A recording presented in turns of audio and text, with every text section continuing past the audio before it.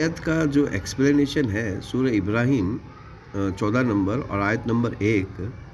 और ये सूरह का एक्सप्लेनेशन भी है और कुरान का एक्सप्लेनेशन भी है। और देखिए ये जो अल्फाज है ज़ुल्माती इलन नूर, ये खास करके सूरह इब्राहिम में रखे गए हैं। सूरह इब्राहिम यानी कि इब्राहिम अलैहिस्सलाम, इब्राहिम के वक्त देखिए इब्राहिम एक ऐसी शख्सियत है जो जितने भी आसमानी मज़हब है वो सारे इब्राहिम अलैहिस्सलाम को मानते हैं और उनको फॉलो करते हैं। हाँ, कुछ लोगों ने उनकी तालीमात को तब्दील करने की कोशिश की, लेकिन कुछ लोगों ने उनकी तालीमात पे अमल ही नहीं किया, लेकिन इब्राहिम को मानते ज़रूर हैं।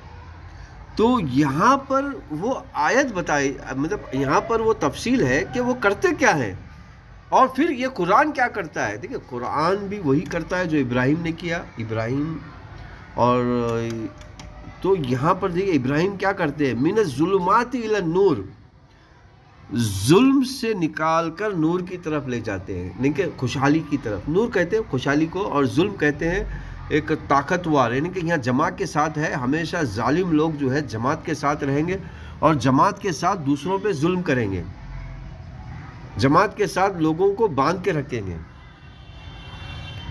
तो यहाँ पर क्या करता क्या है, देखिए बहुत सूरह की जो तफसील है, मतलब इस आयत की तफसील ख़ास करके इब्राहीम अलैहिस्सलाम के वक्त में रखी गई है।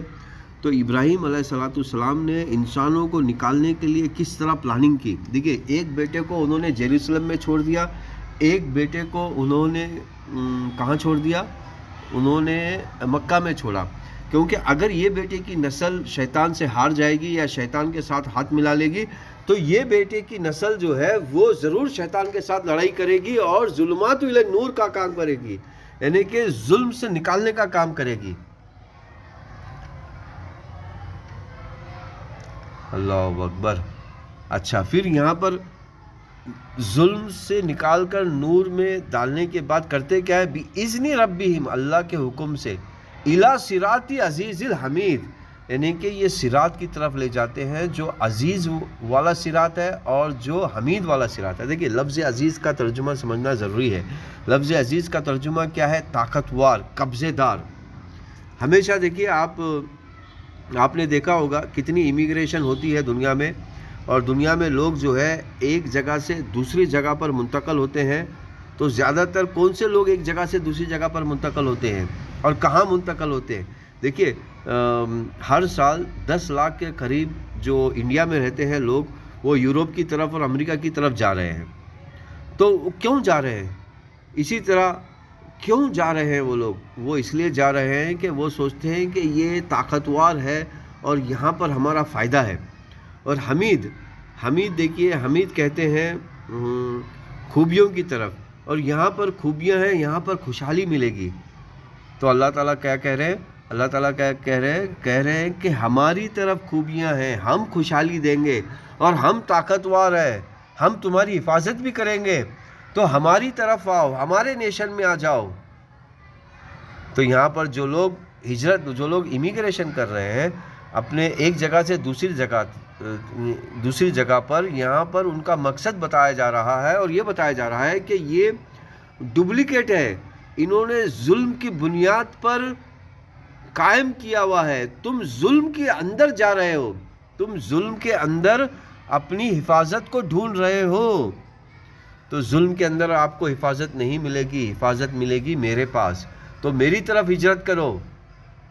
तो ये जो आयत है तो बहुत ही मतलब एक अजूबा है आयत, अपने आप में एक सोशल मिरेकल है। देखिए इब्राहीम अलैहिस्सलाम ने इंसान की आज़ादी के लिए जद्दोजहद की। देखिए आपको पता है कि जो इब्राहीम अलैहिस्सलाम ने जिससे लड़ाई की और जिससे जद्दोजहद की वो कौन था, वो थे अपने आप को हिंदू बोलने वाले, अपने आप को सूरज की पूजा करने वाले लोग। यानी कि इसका मतलब क्या है कि बुत परस्ती के नाम पे लोगों को जुल्म के यानी कि बुत परस्ती के नाम पे जुल्म की प्रैक्टिस करके लोगों को गुलाम बना दिया गया था। तो उसके खिलाफ एक इब्राहीम ने लड़ाई की और अपनी लड़ाई को जारी रखी, और इस लड़ाई को जारी रखने में उन्होंने क्या किया, एक बच्चे को जेरूसलम में छोड़ दिया, एक बच्चे को मक्का में छोड़ दिया। اب یروشلم کے جو بچے تھے وہ ظلم کے ساتھ لڑتے رہے. پھر شیطان نے کیا کیا؟ شیطان نے اپنا روپ یہودیوں میں تھام لیا. لیکن آج بھی ابراہیم کے جو بچے یروشلم میں ہیں وہ آج بھی شیطان کے ساتھ لڑ رہے ہیں، اور مکہ کے جو بچے ہیں وہ بھی لڑ رہے ہیں. واہ سبحان اللہ. اور انسانیت کو ظلم سے نور کی طرف لے جا رہے ہیں، ظلماتی سے نکال کر نور کی طرف لے جا رہے ہیں. تو یہ آیت اپنے آپ میں سوشل میریکل ہے. تو میرے پیارے انسانوں، اگر تمہیں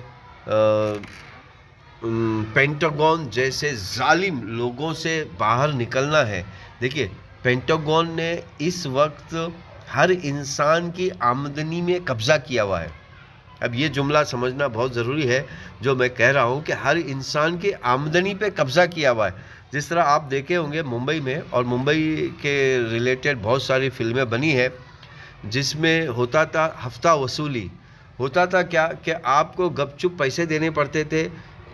وہ پیسے جو ہوتے تھے کیا کہ اگر وہ پیسے نہیں دیں گے آپ تو آپ کو مارا جائے گا. ایک تو آپ کو گورنمنٹ کو پیسے دینے ہیں، پھر آپ کو ایک ایکسٹرا پیسے دینے ہیں.